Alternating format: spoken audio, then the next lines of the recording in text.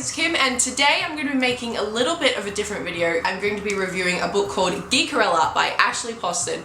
That's right, Geekerella is not my book, it's not written about me, nothing to do with me at all. Let's just make that clear. But I know I normally don't do book reviews on this channel, it's mostly all comic books, but I was sent this book by Penguin Teen Australia about 2 months ago, and they asked me if I wanted to review it, and I had heard a little bit about it. It's all about geekdom and fandoms and just really nerdy stuff, and I thought, hell yes, I want to read it. So today I'm going to be talking about it because I finally finished it. The last 2 months have been freaking insane, and I want to talk about it to you guys today. So I do realize that like 90% of you are male, and if you aren't really interested in YA novels, then that's completely understandable. So to any females watching, and if there are any males out there that do read YA novels, then let's talk about this book together. So Geekerella is a modern day retelling of the Cinderella story, but of course with geekdom fandom inserts. As you can tell from the title, Geekerella. So this book will make your geekdom heart sing. There is so much in this book that you can relate to. There's talk about comics, cosplay, conventions, cult TV shows, sci-fi, and just lots of really, really awesome geeky things. So the basic premise of this book is revolved around this girl called Elle. Elle as in Danielle Cinderella. Now when her parents were alive, they had this obsession with this sci-fi TV show called Starfield. That's how her parents met, at a convention talking about Starfield. And of course when Elle was born,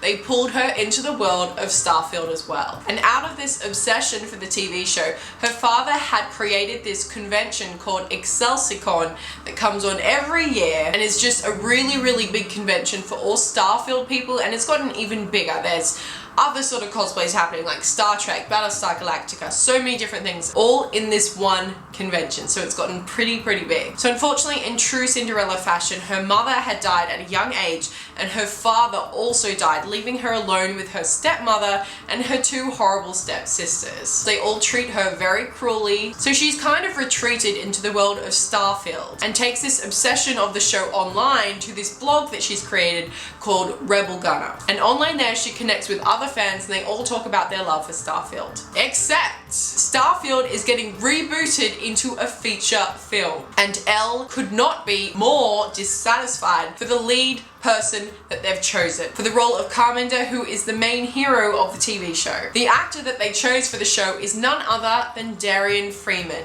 who is a star of a hit soap opera for teenage girls. So he's coming into this old cult massive franchise, bringing in all these young fangirls, and she is not having a bar of it. So she takes to her online blog and writes a very scathing opinion about what she thinks about Darian Freeman being cast as Carmender. And this is where our story begins. So this book is kind of divided up in two sections. We've got the view of Elle and then the view of Darian. So each chapter will be either Elle or Darian's point of view. And we now learn from Darian's point of view that he is a huge Starfield fan, and he is so pumped and ready to get into this franchise and play the role as Carmender, the lead hero. But because of his work on this soap opera called Seaside Cove, he thinks all of the Starfield fans are going to be judging him, thinking he's only taking this role for the money, when really he is a hardcore Starfield fan. And of course Elle doesn't know this. So as one of the promo things that Darian has to do after shooting the film is to go to this convention called ExcelsiCon, and he is so scared of going to this convention, think he's going to get ravaged by all these old cult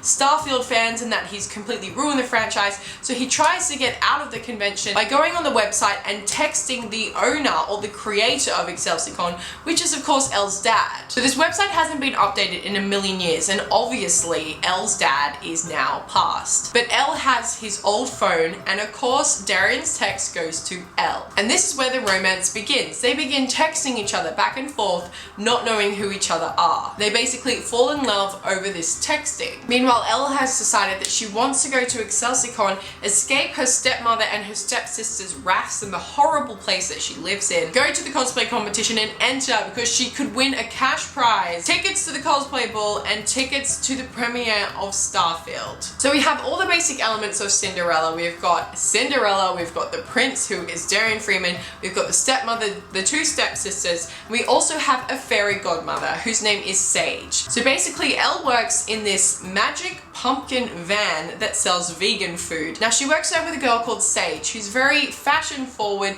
She's got colored hair, she makes her own clothes, so of course this was going to be obvious that she was going to help Elle make her cosplay and transform her into Geekerella. I think in this book my favorite scene of all time is when Sage is driving the magic pumpkin into the country club with Darian Freeman in the back, and they just run past the turnstile blasting the Starfield TV theme on like super loud, and then they end up driving through the golf course like flipping up all the lawns and crap and making literally probably one of the funniest entrances I have ever read in a book. Sage was my favorite character in this whole entire book. But honestly, overall I would give this book about a 4 out of 5.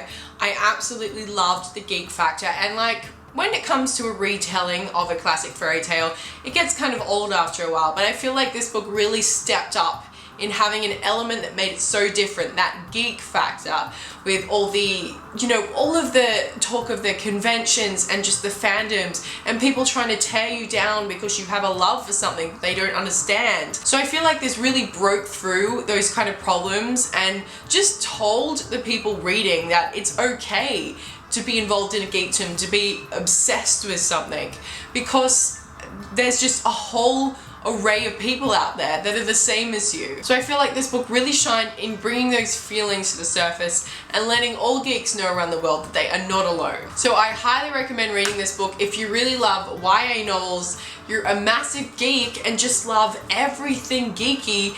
This book is for you. It's very cute, and you can pretty much read it in one sitting. It's only like 320 pages. I probably could have read it in a day if I had a spare day that I could sit down and read it through. So guys, that was my full review for Geekerella by Ashley Poston. I hope you guys enjoyed. If you guys have read the book, let me know in the comments below what you thought, or if you're thinking of picking it up. As always, thank you so much for watching, and I will see you very, very soon. Goodbye.